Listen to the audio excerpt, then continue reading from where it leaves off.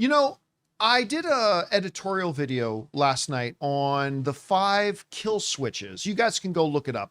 It's on the front of our YouTube channel under editorials.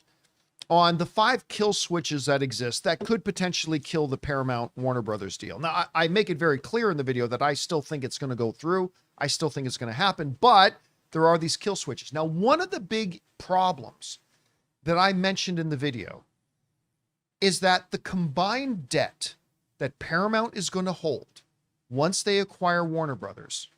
Are you ready for this number? Rob, do you remember how much Disney bought Fox for? It was like 70 to 80, 70 to 80. I think originally wanted to buy it for that, but 70 to 80 billion dollars is what the total value of the deal is.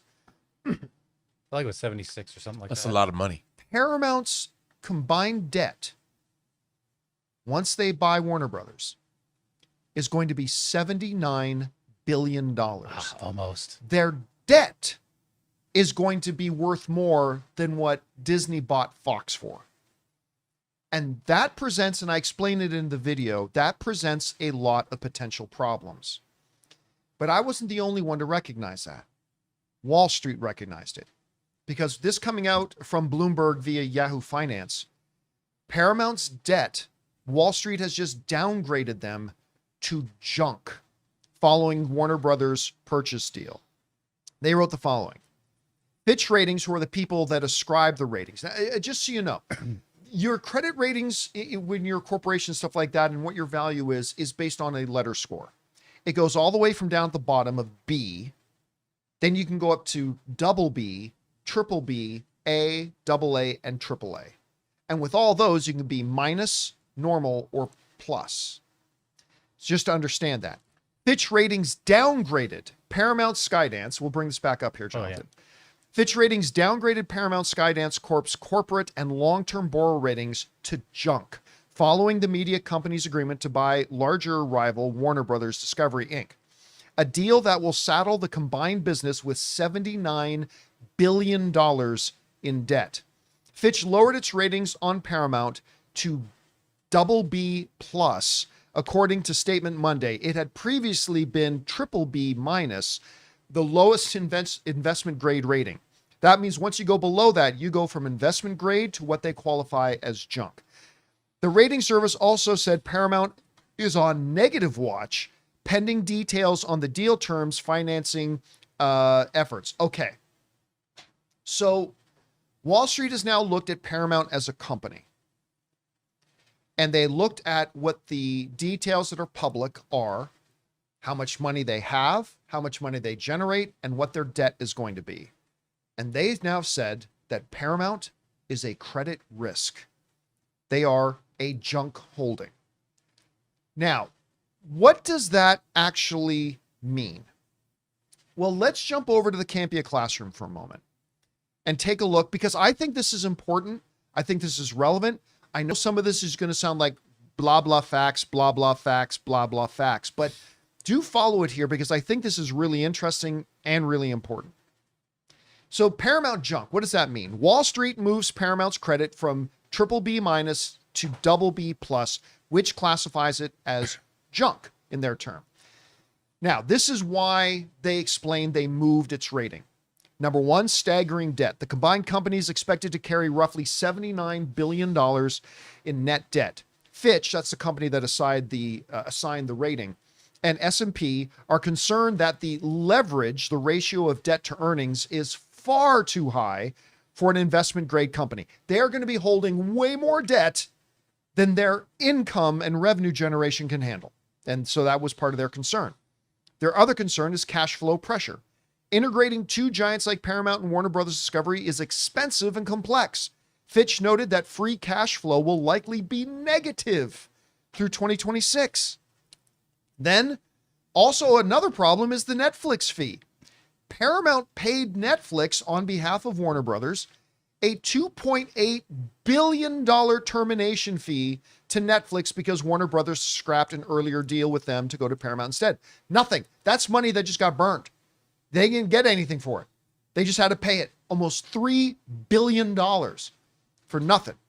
Also, they said that it's on negative watch, Not only was it downgraded to double B plus, but it was also placed on the negative watch, meaning agencies might drop it even further, maybe even to double B minus, if they don't see a clear path to pay down the debt. Okay, so that's why the Wall Street companies have downgraded Paramount down to what they qualify as junk and down to, so that's why they did it. Those are the factors in place that cause them all the concern and says we need to downgrade this. Okay. So what happens? What are the negative consequences to any company? Not Paramount specifically, but to any company if they get downgraded to junk. Well, let's look at that now. Consequences of a company being downgraded to junk. And this is a big one, Rob. I know you're going to appreciate this. Higher borrowing costs. Great. Just like a person with a low credit score, a junk company has to pay much higher interests to borrow money. Story of my life. All right. So here's the thing though, Rob. You often point out, correctly so, movies, most of the time, movie studios don't actually pay for a movie out of their own bank account. They finance the production of those movies. And as you have often so correctly pointed out, every day that a movie gets delayed in its production, you got to pay interest, accumulated costs, right? Well, what this now means is that when Paramount wants to make a movie, remember, they're saying we're going to put out 30 movies a year, they claim, which would be awesome if they do. But they're claiming they're going to make 30 movies a year. Now, it's going to be that much more expensive because all the agencies they go to borrow the money from to finance their movies, they're now going to be paying significantly higher interest than what Disney has to pay, than what Sony has to pay, than what Lionsgate has to pay, than what Universal has to pay. They got to pay more now. They have less money, but they're going to have to pay more. So making these movies is now going to become even more expensive for Paramount. One of the other consequences for a company that gets downgraded to junk, institutional selling. Now, this one may not affect Paramount itself, but this is a general negative. Many large funds, pension funds and things like that will hold companies are legally prohibited from holding junk debt companies. So if there's any of these big institutions want to hold Paramount, they got to sell them now. They legally can't hold them, which I think is pretty interesting. Also, the other consequence for companies in general is default risk. It serves as a formal warning. Downgrading to junk is a formal warning that the company is at a higher risk of defaulting on its loans or potentially facing bankruptcy if the economy takes a downturn. Okay, so that's the consequences for general companies. How could this directly affect Paramount? Well, to get back to investment grade, the company will likely have to be aggressive about, number one, layoffs. Analysts expect significant cuts to find synergies. Rob, one of the things that I pointed out in my editorial video last night in talking about the 5 potential kill switches is that David Ellison and Paramount have said, we're going to find $6 billion in cuts. Netflix responded to that by saying, that's adorable. It at minimum for what you're buying it for, our accountants are saying it's going to be nearly triple that. You're going to need to cut nearly $16 billion in stuff. And with them being downgraded to junk, they're going to have to do a lot more layoffs. The other thing that they point out, that how this is going to directly affect Paramount, is they're going to have to do an asset sale. They may be forced, not 100%, but they may be forced to sell off specific cable networks as parts of their library to pay down that $79 billion debt. Now, for the record, I think Paramount was probably always planning on selling off some of the TV assets anyway, to be fair. I think that was their plan anyway, but they may even have to sell off other parts of the assets. Anyway, the third potential consequence for Paramount, content reduction. We might see fewer greenlit movies and shows as they pivot towards profitability over pure volume. Listen, one of the best things that David Ellison has said about the future is the idea of a combined Paramount and Warner Brothers putting out 30 theatrical films a year. I love the sound of that. That is great. But how are you going to pay for it? You certainly don't have the money. And now when you try to finance producing every one of those films, we now know that the cost for you to borrow that money is going to be higher than it is for anybody else to borrow money, I should say. I don't see a reality in which they're going to be able to do this 30 films a year, unless they're done for like $2 or $3 million each. Right. Like really gut them. But I mean, that's an option too, I suppose. Now, look, I want to be very clear about this. Do all of these facts mean we should assume that this whole thing is going to fail? No. Listen, I am sure that the bean counters over at Paramount understood we're going to be under a lot of financial weight.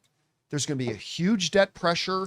I'm sure they wouldn't have done it if they didn't think they at least had a chance to navigate these waters, right? I'm sure they've got a plan. But as Ted Sarandos pointed out, they did way overpay for Warner Brothers at $110 billion.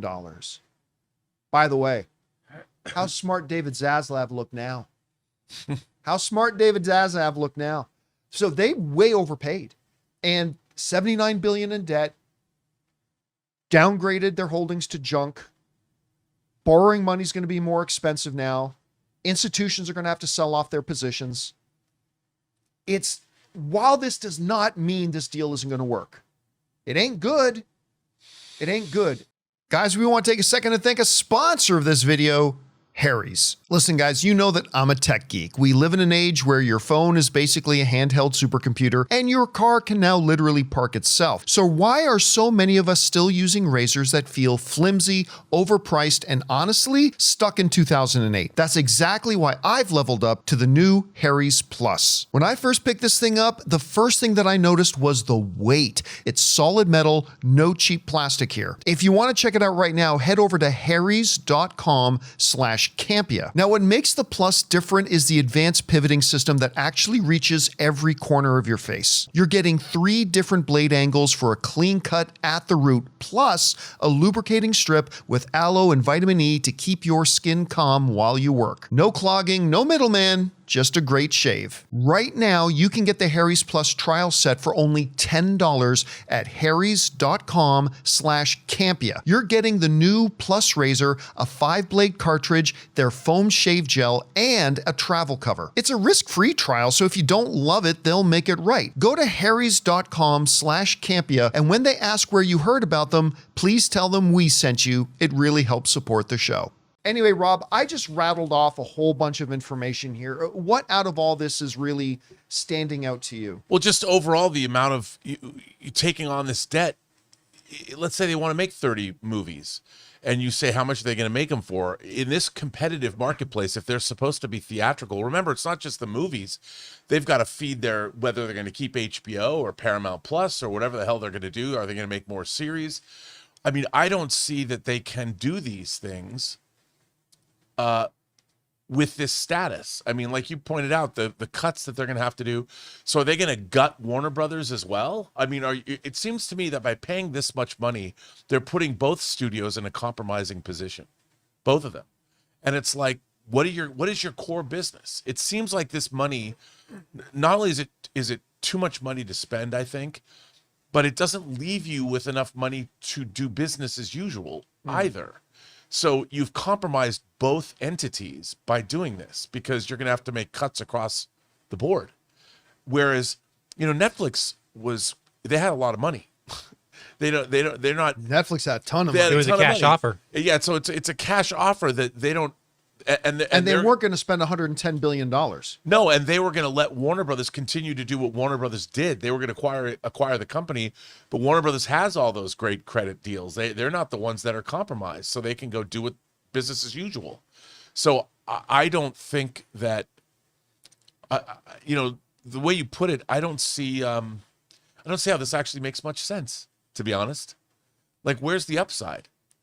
It's going to take them a long time to get out from under this debt. It's not going to be eradicated in 6 months or a year. No, and again, as we read in finance, they're saying that, like, in 2026 alone, they're not going to chip away at the debt. They're going to go deep. They're going to go deeper into debt. They are not going to make as much money as they are going to spend this year. So they're going to go, so that $79 billion debt could become an $80 billion debt. And they don't have anything on their slate that's going to be a gross $1 billion either. So where's the money coming in? I think they still see, look, as much as broadcast traditional television is dying, we all know that, it is still a revenue generator. Yeah, very much so. And I think Paramount's going to really be looking to their TV assets with the television assets. And while it is all dying, it's still alive right now. Dying as it is, it's still alive and it's still generating significant revenue. And so I think their plan right now is to look at that as maybe something that can keep them afloat while it dies. I mean, I really don't know. I really don't know. Anyway, guys, question is for you. What do you think about this? Paramount has been, with their credit, has been downgraded to, as the industry calls it, junk, down to a BB+, which is not where they want to be. Whatever you guys think about this whole thing, jump down to the comment section below and let us know your thoughts. Hey guys, thanks so much for watching this video. Make sure you like the video, leave a comment, and subscribe to our channel. And don't forget, we have a daily podcast called the John Campea Show Podcast, available on Apple Podcasts, Spotify, or your favorite podcasting app of choice. Go and subscribe to it today so it'll be there when you need it.